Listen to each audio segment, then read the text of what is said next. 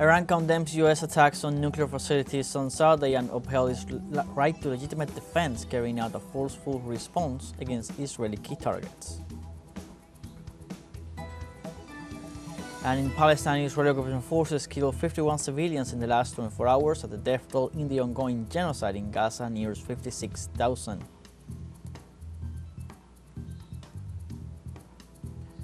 And the government of the Democratic Republic of the Congo extended a ban on cobalt exports for another 3 months.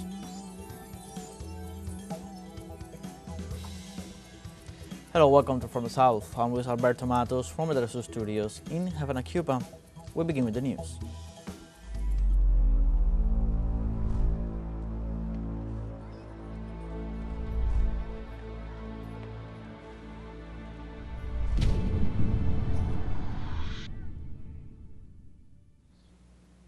President Donald Trump announced the United States' decision to become directly involved in the Israel-Iran war following its launch of attacks against nuclear facilities in the Persian nation.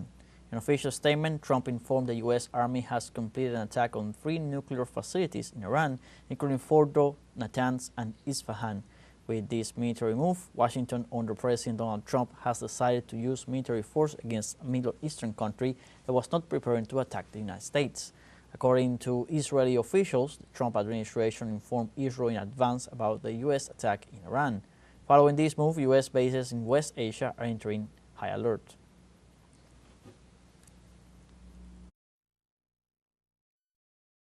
The foreign minister of Iran, Abbas Araghchi, described the operation by the United States as a brutal military aggression and claimed that the only thing that exploded on Sunday is the diplomacy of the United States. During an address from Istanbul in Turkey, Araghchi reminded that Tehran has insisted several times on the alternative of dialogue, and now, after this aggression, no one can demand that Iran pursues that path.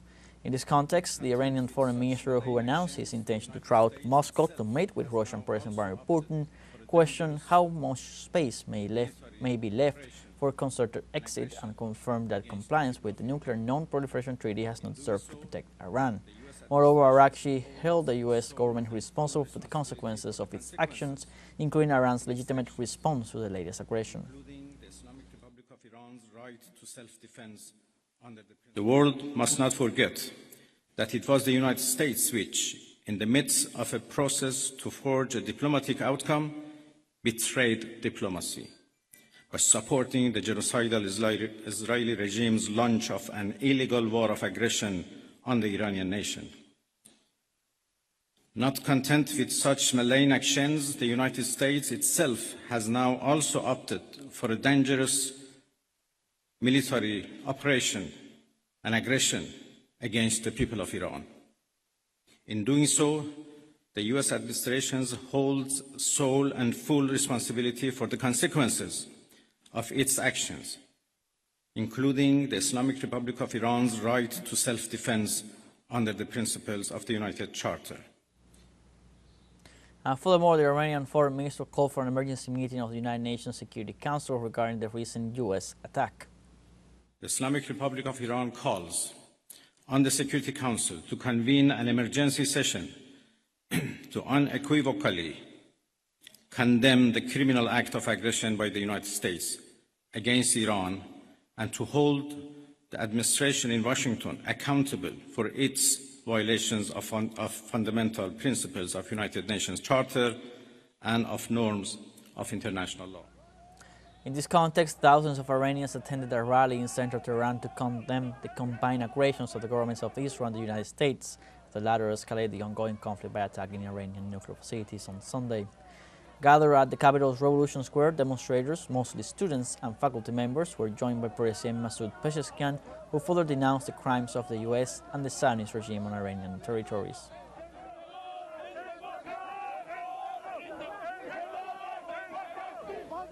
And the Iranian parliament voted to close the Strait of Hormuz following U.S. strikes on 3 key Iranian nuclear facilities. The proposal now needs to be greenlit by the government's Supreme National Security Council. According to experts, the blockade of the Strait of Hormuz in response to the Israeli attacks would be a catastrophe for world markets due to the global dependence on crude oil coming from this international passage. Rising oil prices could lead to energy shortages in fuel-dependent regions of the Middle East, including Asia, Europe, and North America.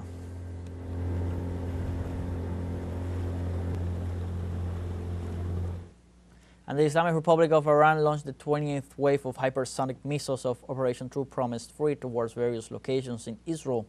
The new wave of missiles hit several cities in northern and central Israel, among them Haifa and Tel Aviv, where strong explosions were reported and where authorities reported direct damage to key infrastructures.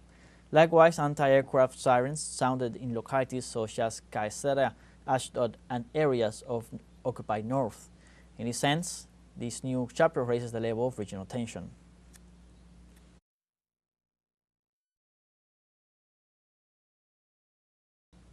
And both congressional Democrats and Republicans condemned the U.S. attack on Iran's nuclear bases, emphasizing that it is unconstitutional. Following President Trump's confirmation of the bombing against Iran, Republican and Democrat congressmen condemned the U.S. attack and denounced the decision, arguing that it should have passed through Congress. According to U.S. laws, Congress has the power to declare war on a country. Thus, the attack on Iranian facilities is considered an act of war against Iran, which was directly and unjustifiably attacked by Israel a week ago. With one answering present, the bill is passed. And the president of the Bolivarian Republic of Venezuela, Nicolás Maduro, categorically condemned the U.S. attack on Iran. Through his Telegram account, the South American head of state called for world peace and international solidarity with the Iranian people. In his message, Maduro stated, "I strongly and categorically condemn the violent attack perpetrated by the United States against the Islamic Republic of Iran. This criminal action violates the norms of international law and the Charter of the United Nations, endangering life and peace." In addition, the Venezuelan president emphasized, "Peace is what humanity wants, and from Venezuela we advocate for a world of respect, equality, and dialogue without violence or war. I express my absolute solidarity with the noble Iranian people, their government, and those around the world who fight for sovereignty and peace. No more wars."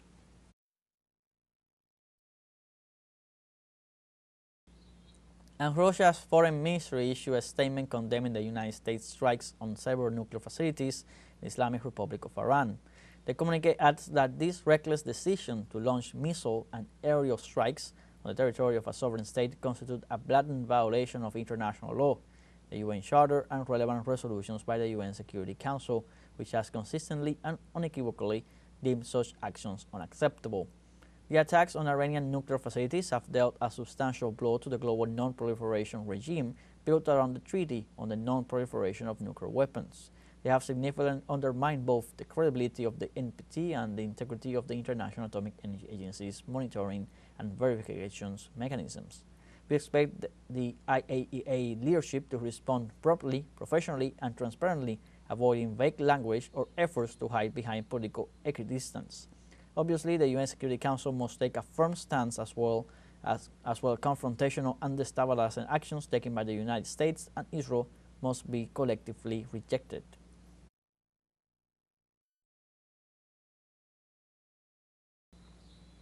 For its part, China's foreign ministry also strongly condemns the U.S. attacks on Iran and bombing of nuclear facilities under the safeguards of the IAEA, adding that the actions of the U.S. seriously violate the purposes and principles of the UN Charter and international law and have exacerbated tensions in the Middle East. China calls on the parties to the conflict, Israel in particular, to reach a ceasefire as soon as possible, ensure the safety of civilians, and start dialogue and negotiation. China stands ready to work with the international community to pool efforts together and uphold justice and work for the restoring peace and stability in the Middle East.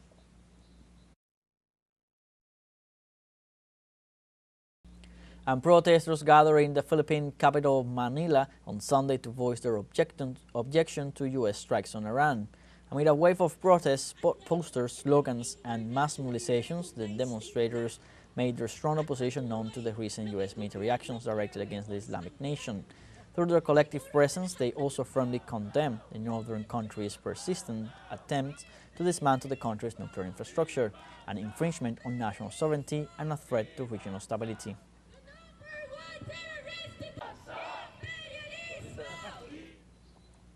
Meanwhile, in South Korea, hundreds marched through the streets of Seoul to protest against the recent U.S. airstrikes against Iran, With slogans and banners, they demanded an end to the U.S.-Israeli escalation. Protesters stated that the U.S. bombing is a wrong decision that would only lead to further instability in the region. They also warned about the worrying situation that threatens world security.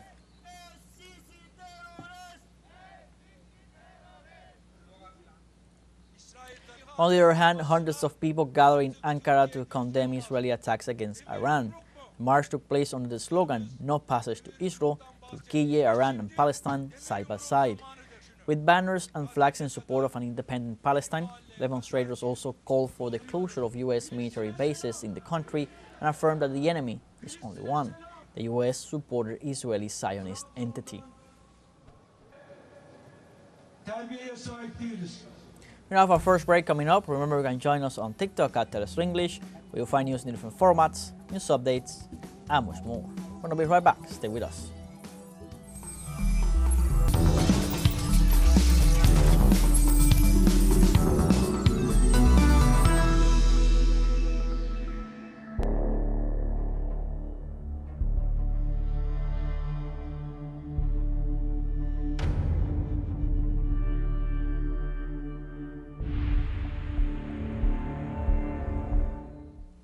Welcome back. The last 24 hours, the Israeli occupation forces killed 51 civilians and injured 100 more in the Gaza Strip's hospitals. According to the Palestinian Ministry of Health, there are already some 56,000 murders of the Israeli genocide in the Gaza Strip, most of them women and children. Health organizations estimate that 131,242 people have been injured since the offensive began. Tel Aviv regime prevents ambulances and civil defense teams from searching for the victims. Thousands remain under rubble and cannot be rescued.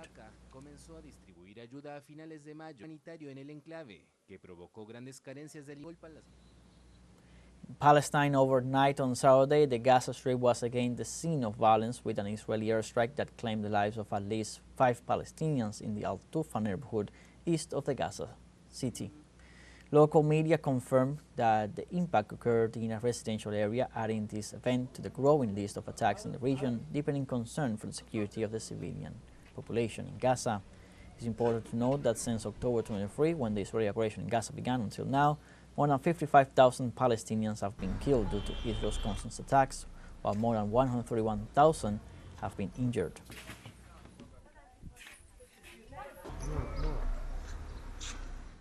And after 10 weeks of blockade of humanitarian aid to Palestine and several killings on the roads heading to the Gaza Humanitarian Foundation centers, the situation is harsh and famine stalks the Palestinian population. Daily gunfire by Israeli troops toward crowds on the roads heading to the Gaza Humanitarian Foundation centers has killed several hundred people and wounded hundreds more in past weeks, according to Gaza's health ministry. Israel seeks to have the Gaza Humanitarian Foundation replace the UN-run aid network in Gaza.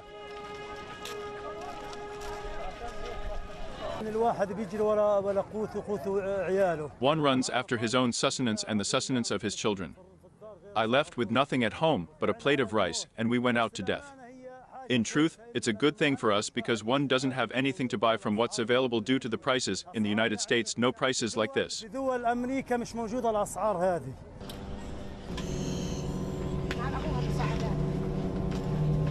Thousands of people must walk miles to reach the Gaza Humanitarian Foundation centers, 3 of which are in the far south outside the city of Rafah. Palestinians said the danger begins when the crowds enter the Israeli military zone encompassing Rafah. Those who managed to survive the Zionist massacres and reach the Gaza Humanitarian Foundation centers face a harsh reality: total food shortages.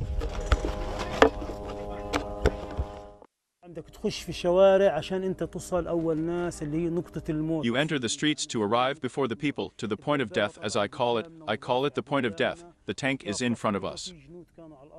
The machine gun is in front of us, and the quadcopter is above us, and there are soldiers on the ground with snipers. Anyone who moves before the time is shot, and the moment the tank retreats. We start running a long distance, about 600 meters. We run it from the place where we are to bring aid.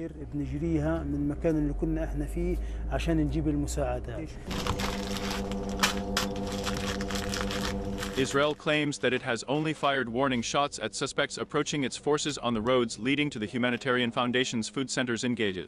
However, prior to the incidents of the past few days where Israel has intensified its killings, The Gaza Strip Ministry of Health claimed that at least 300 people had been killed and more than 2,600 injured near aid distribution points since the GAF began operations in Gaza on May 26.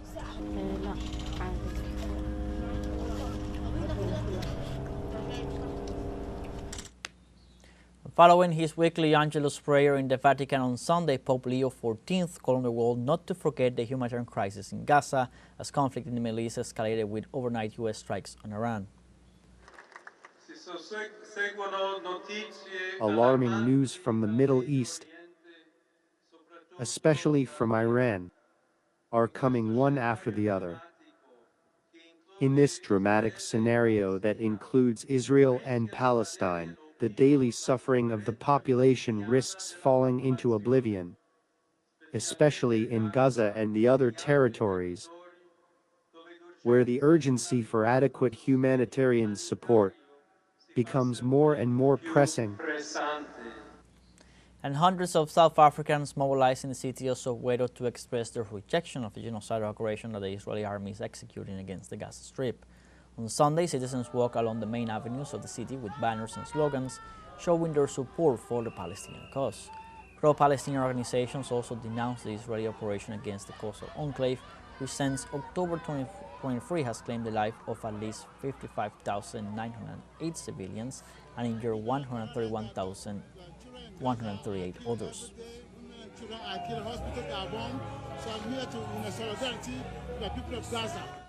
And the government of the Democratic Republic of the Congo extended a ban on cobalt exports for another 3 months. The Department for Regulation and Control of the Market of Strategic Mineral Substances informed that a decision was made to extend the temporary suspension due to the high level of stocks in the market. The authority assesses the assignment of cobalt export quotas among mining companies. However, the country is the world's largest supplier of cobalt, so it announced the export ban after prices reached a 9-year low.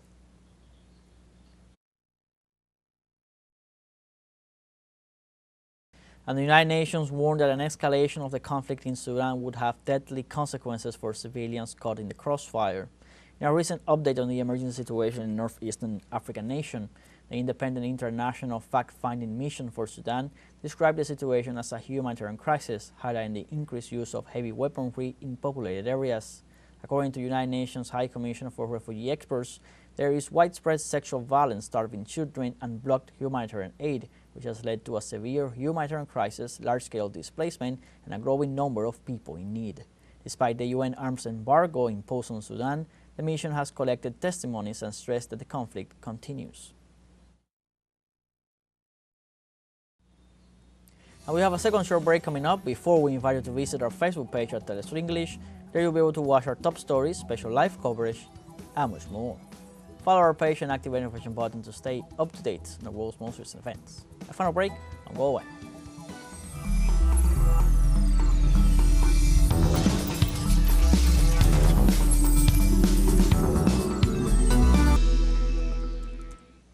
Welcome back. In Venezuela, young people are proposing communal projects which will be voted on next July 27th in a nationwide popular consultation.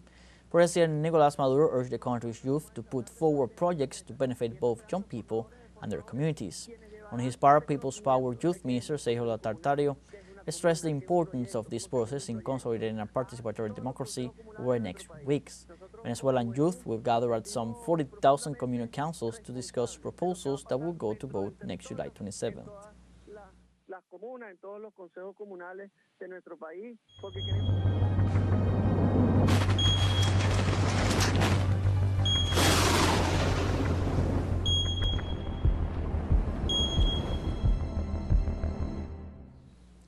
And in China, Disaster Management and Strategic Reserves authorities announced Saturday that a batch of emergency supplies was sent to the flood-stricken central province of Hunan. Supplies comprise 81,500 items, including tents, folding beds, quilts, and mattresses, and will help effectively relocate affected residents and ensure their basic living needs. Recently, that province has been hit by severe flooding, the city of Xiangye and the Jiangxi, Tujia, and Miao ethnic autonomous prefecture being the hardest hit areas. China has a 4-level emergency response system for flood control, with level 1 being the most severe.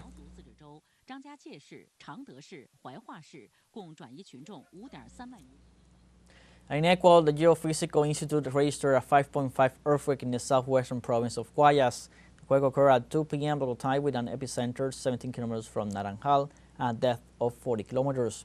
Authorities added that the quake was also felt in the Ecuadorian capital, Quito. So far, no victims or material damage have been reported, but monitoring continues for possible aftershocks. It should be noted that the country is located in the so-called Pacific Ring of Fire, a ring of geological faults that surrounds the ocean and in which 85% of the world's seismic activity takes place.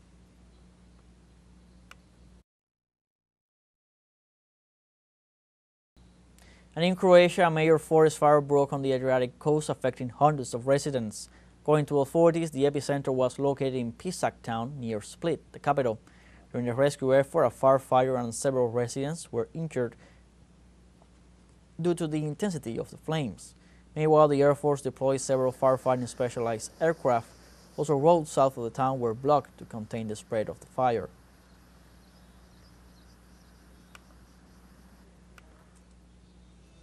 At this, we have come to the end of this news brief. You can find these and many other stories on our website at telesurenglish.net.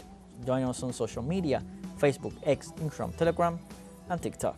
For TeleSUR English, I'm Luis Alberto Matos. Thanks for watching.